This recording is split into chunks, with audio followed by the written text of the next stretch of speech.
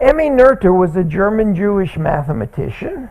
Her great-grandfather was Elias Samuel, was forced to change his name by Napoleonic edict, and he changed it from Hertz Samuel to Hermann Noether mit an umlaut, and later her father Max decided to change the spelling to O-E. Her father was also a mathematician, was in the school of Albert Clebsch and Paul Gordon. Gordon will play a role shortly. They're, of course, mainly known for the Clebsch-Gordon coefficients. Gordon's approach was very computational. Here's what Weil wrote of him. There exist papers of his where 20 pages of formulae are not interrupted by a single word of text. It is told that in all his papers he himself wrote the formulas, only the text being added by his friends. When Hilbert solved a major problem in invariant theory with an existence proof rather than an explicit construction, Gordon announced, "This is not mathematics, but theology." When Emmy was 18, she obtained a certificate that would have allowed her to teach French and English, and it was assumed she'd become a school teacher, but she decided to pursue university studies. She was one of 2 women among almost 1,000 students at the University of Erlangen. She lived in the town of Erlangen, and her father was a mathematics professor at the university. She was not able to get official course credit for the courses she attended unless she got the explicit permission of the professor to take the examinations. After about 2 years, her interest shifted to mathematics, perhaps because her younger brother Fritz had started doing mathematics. He's the one who later discovered the index of integral operators.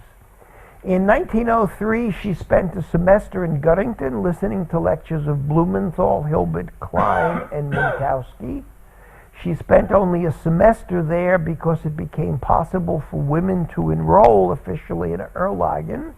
In 1907, she submitted a thesis to Erlangen entitled "On Complete System of Invariants for Ternary Biquadratic Forms," which was written under the direction of Gordon and had 300 and some odd different forms that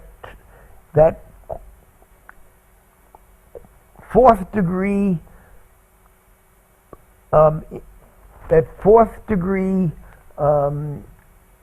polynomials in 3 variables had a set of invariants that led to this number of possible natural forms. It was very much in the Gordon it's 331. It was very much in the Gordon calculational invariant mold, ended with a table listing explicitly 331 covariant variants for ternary quartic forms. In his memorial address, Weil speculated about the horror Gordon would have felt at the later embrace of abstraction by his student. She continued to write papers in Erlangen with no official connection in the university till 1916, when she was invited to Göttingen. Klein and especially Hilbert had become interested in the general theory of relativity, and they thought her expertise in invariant theory could be useful. Initially, she received neither appointment nor salary, and Hilbert's attempt to get her appointed Privatdozent failed, but included a famous exchange during a meeting of the faculty senate on the issue. His opponents argued, how can it be allowed that a woman become a Privatdozent? Having become a Privatdozent, she could then become a professor and a member of the university senate.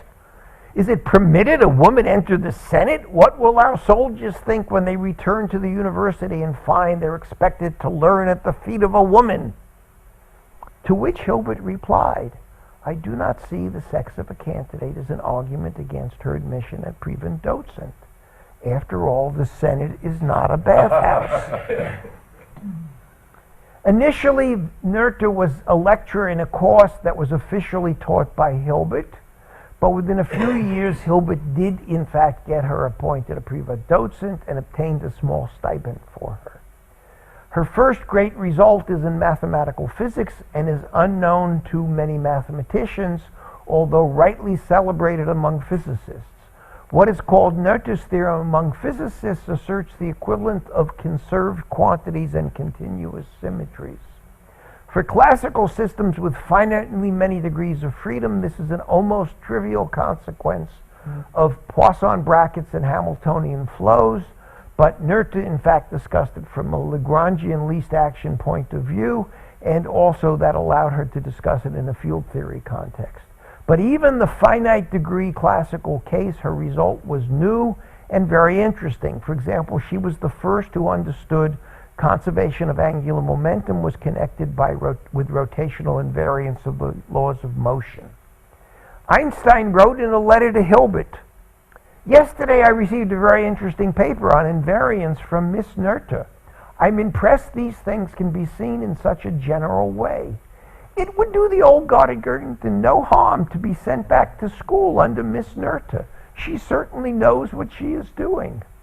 It must be emphasized this idea has been a touchstone of modern theoretical physics.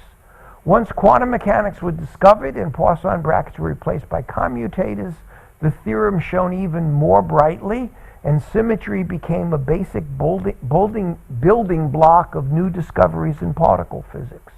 As one physicist put it, Noether's theorem to me is as important a theorem in our understanding of the world as the Pythagorean theorem.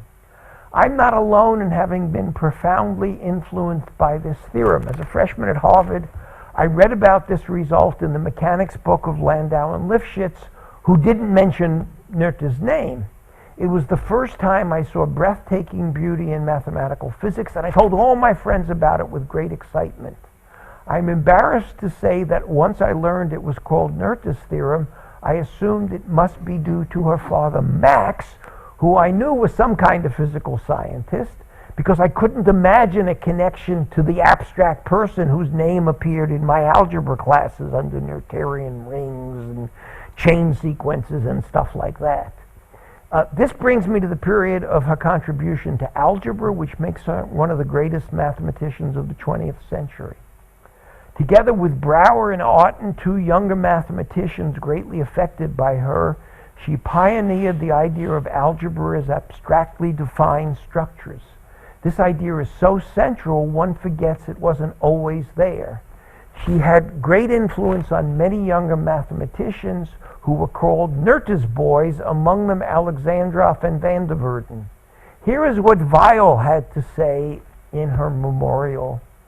"When I was called permanently to Göttingen in 1930, I earnestly tried to obtain a better position for her, because I was ashamed to occupy such a preferred position beside her, whom I knew to be my superior as a mathematician in many respects.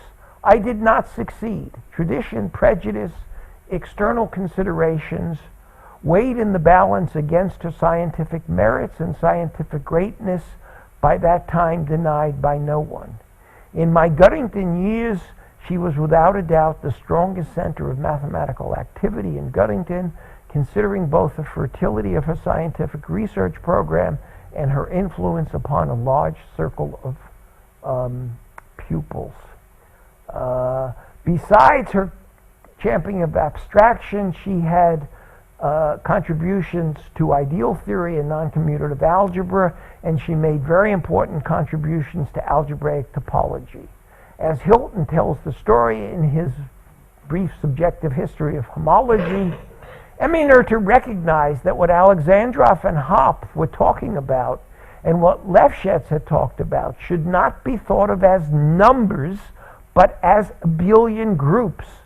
So really one should credit Emmy Noether not with the discovery of these topological invariants, but with the understanding of their mathematical place.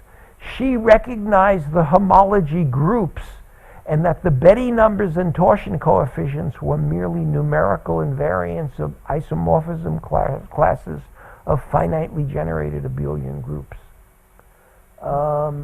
She always lived on a meager stipend. I think I'm going to skip. She died of a botched surgery. And I'm going to skip this, but I will end Noether because I want to get to my last person. I can't resist ending my discussion of Emmy Noether with one image I found on the internet.